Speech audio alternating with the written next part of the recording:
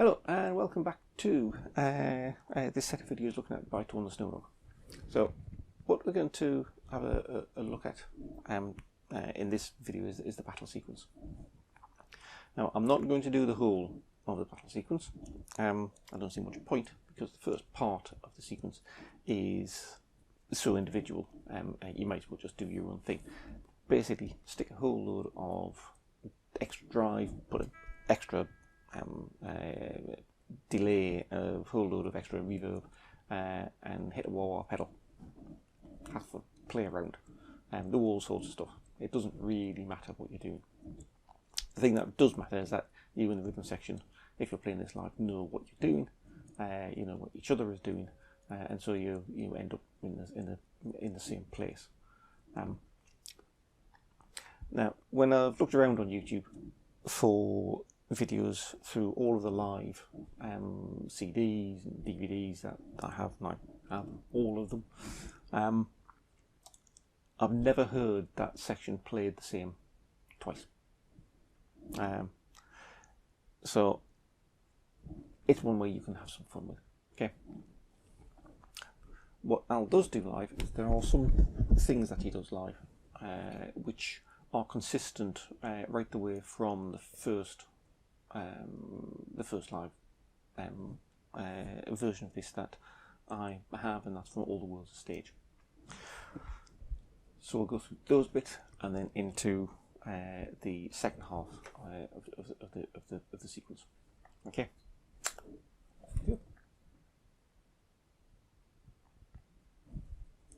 So you're coming into, from this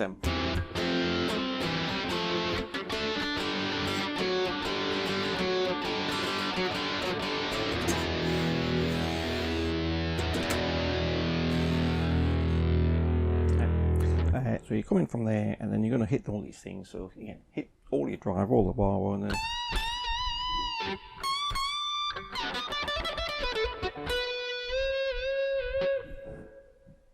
do what you like.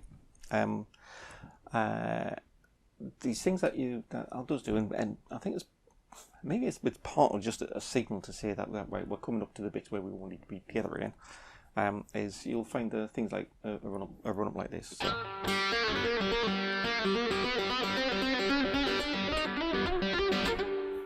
Oh, that was bad, wasn't it?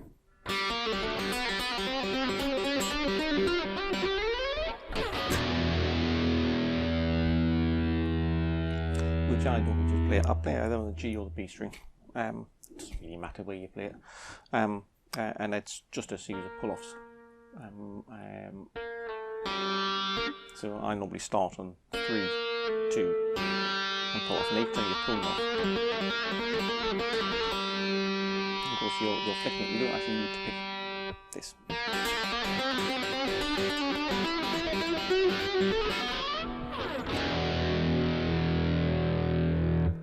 So just run up the string. It doesn't really matter which frets you hit. It doesn't matter. Try and hit it within a scale, but it doesn't really matter what you're doing with it. But you end up on this E. Then you hit the. So that's just a bend from the A to the B going from the 17th fret here on the A on the top string.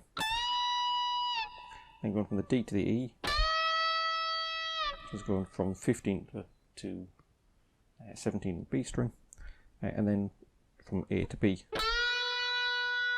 which is going from 14th to 16th on the G string. So, and again, of course, that's in with all your delay and everything else. And then you get this thing.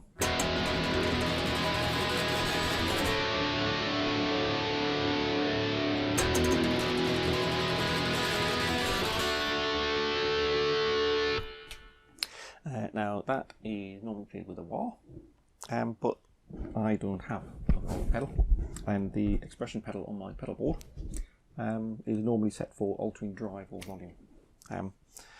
So over the years, the way that I've done this is to change the string that you're playing.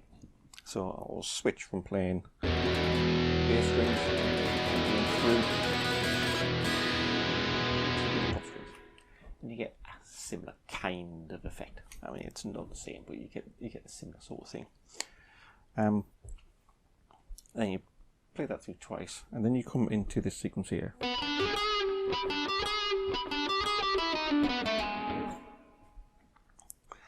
Now you'll notice something about that, which is where I'm playing that.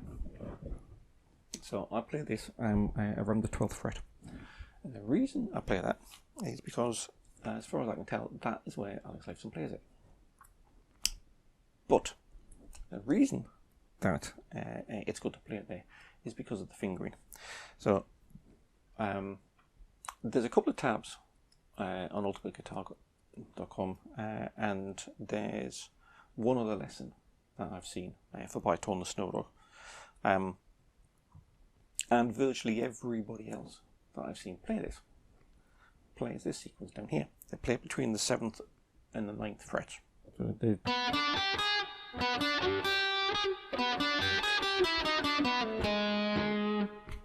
it down here. If you actually watch videos of Alex Lifeson playing this, and very often this sequence is in the background, and the camera's not actually focusing on him there, but you can see in the background, and you can see his hand actually isn't down here, his hand is up here. And actually when I tried this, see, this fingering is quite, I find, I practiced this a lot, I mean, early in life, and I got this down very well. But when I tried it on the 12th, actually the fingering is much easier. So this is where I play it now. So this is what I'll show you is where to play this. If you want to look, I have to play it down here. There's the other lesson that I've seen is on a guy called plucking strings. So if you look for plucking strings, you can find it. So here we play it. So you're going from going to play B, D, G, G sharp. And the good thing about playing it here is that, first of all, your fingers hardly have to move, and two is that there's a lot of these are on the same fret, so you can just bar with the fret. You're not moving to move your fingers around. So we go from the B, which is on the 14th and the 5th, then to the D on the 12th, on the 4th, the G on the 12th, on the 3rd, and then the G sharp on the 13th and the 3rd.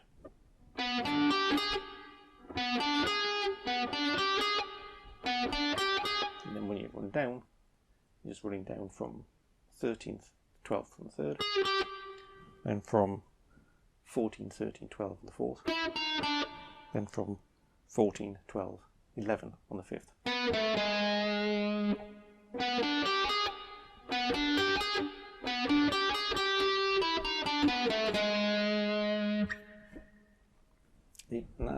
I find that fingering much easier. Then we come into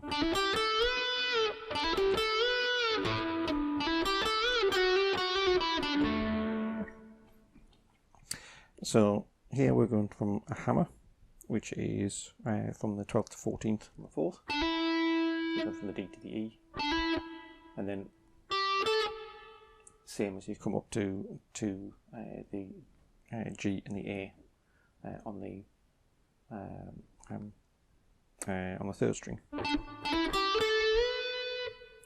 and then just bend up to the B.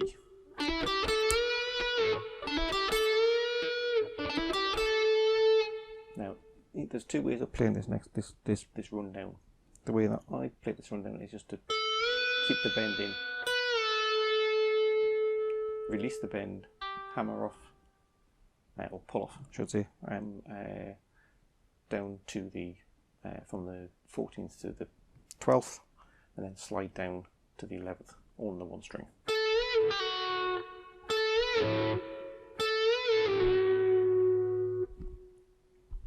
You can play it just like by doing this a pull off.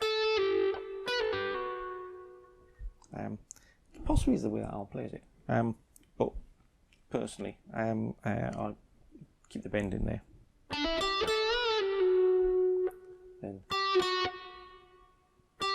Then then that twice, which is just 11th, 12th to 11th, 12th to 11th. And the first time is first time pick it, next time pull off down to the 14th and the 3rd on the 4th, into the E, then to the D, and then to the A.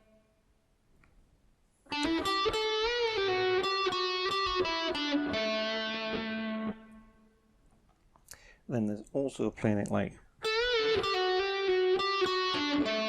where you miss that second pull off, and mix and you can mix and match those. It'll play those at different times in different versions, but also within the studio version, there's some of them are played like that, or something like that. So mix and match those. You then come into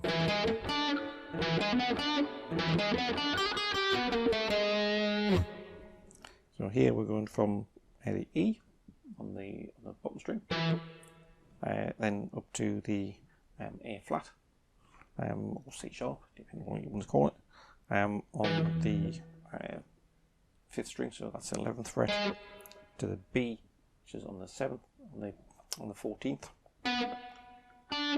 and then to the D on the 12th and 4th. And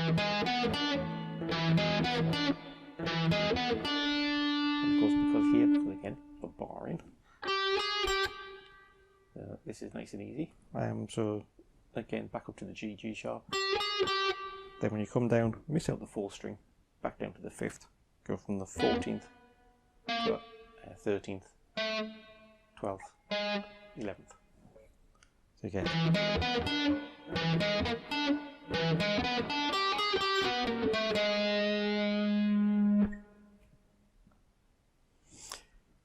And then that whole sequence, so you've got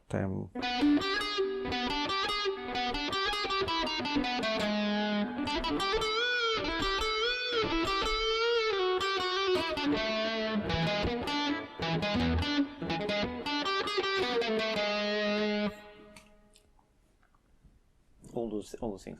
You can see, hardly have to move your hand. There's a lot more movement playing it here.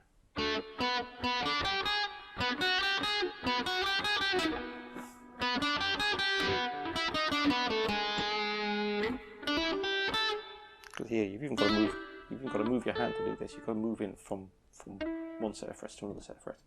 So the finger is much easier. So then we've got this bit.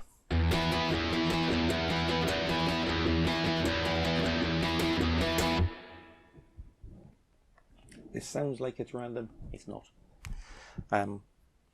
What you're playing is that you're switching from playing in 4s, 8s. This is played in 7s. So it has the effect of a recognisable motif rolling backwards, which is one of the lovely intricacies of this. But basically what you're going to play, you're going to play open E string, bottom string, and the power chord for E based around the 7th.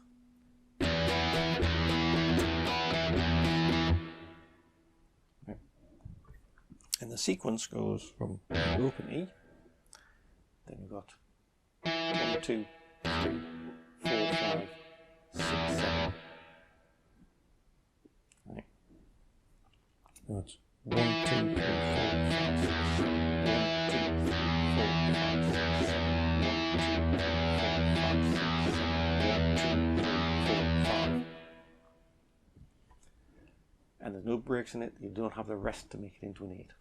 It's played as 7s. So it's think of that. This first one, just think as the 7 from the previous one.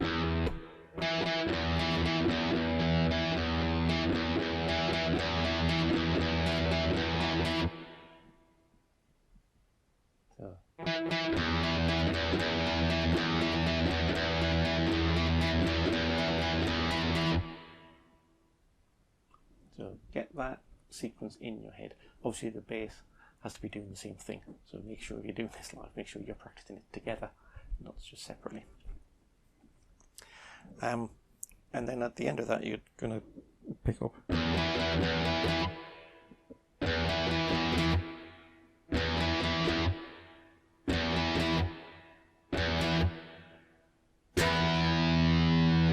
So that's just taking one off the last sequence, and that ends the battle sequence itself. It finishes with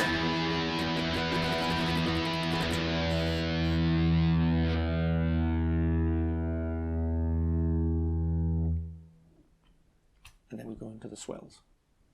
I'll do those in the next video.